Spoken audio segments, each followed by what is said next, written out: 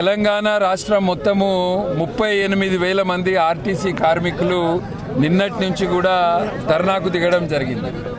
గతంలో ఉన్న బీఆర్ఎస్ ప్రభుత్వము ఆర్టీసీ కార్మికులకు అనేక హామీలు ఇచ్చింది. అప్పుడు తెలంగాణ మొత్తం కూడా ఆర్టీసీ కార్మికులు దాదాపు 50 రోజుల కంటే ఎక్కువ సమ్మె చేసిండ్రు. అప్పుడు ప్రభుత్వము వీళ్ళని పిలిపించింది, ఆర్టీసీ కార్మికులకు వీళ్ళకు హామీలు ఇవ్వడం జరిగింది. కానీ ఆ ఒక్క హామీని కూడా నెరవేర్చలే. మళ్ళా కాంగ్రెస్ ప్రభుత్వం అధికారంలోకి వచ్చింది. 2.5 సంవత్సరాల కింద ముఖ్యమంత్రి రేవంత్ రెడ్డి గారు ఎన్నికల సమయంలో ఆర్టీసీ కార్మికులను ప్రభుత్వ ఉద్యోగాలతోటి వాళ్ళను విలీనం చేస్తారు, వాళ్ళను అన్ని విధాలుగా కూడా ప్రభుత్వ ఉద్యోగుల్లాగా పరిగణన చేస్తారని హామీ ఇవ్వడం జరిగింది. ఆర్టీసీ కార్మికులను ఇవాళ ప్రభుత్వ ఉద్యోగులుగా చేయలేదు. రెండోది, ఆర్టీసీ కార్మికులకు 2 సార్లు ఇప్పటి వరకు రెండు పిఆర్సీలు అమలు చేయాల్సిన అవసరం ఉన్నది. వీటి మీద తెలంగాణ అంతా కూడా ఆర్టీసీ కార్మికులు ధర్నా చేస్తున్నారు.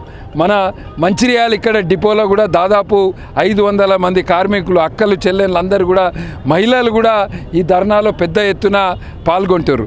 అయితే ప్రభుత్వం దీని దారి మరలించడానికి మేము 29 డిమాండ్లు ఒప్పుకుంటున్నాం, కానీ ఈ 2 డిమాండ్లు మాత్రం ఒప్పుకుంటలేం.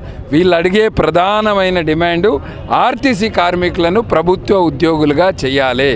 ఈ డిమాండు అమలు చేసే అంతవరకు కూడా భారతీయ జనతా పార్టీ ఆర్టీసీ కార్మికులకు మద్దతు తెలుపుతుంది.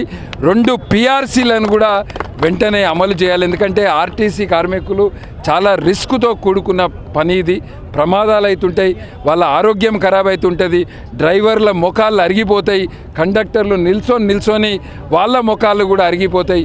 ఇటువంటి రిస్క్ తోటి కూడుకున్న పని ఆర్టీసీ కార్మికులు చేస్తారు. కనుక ఆర్టీసీ కార్మికులు అడిగే డిమాండ్లను వెంటనే నెరవేర్చాలని మేము భారతీయ జనతా పార్టీ తరఫున డిమాండ్ చేస్తున్నాం.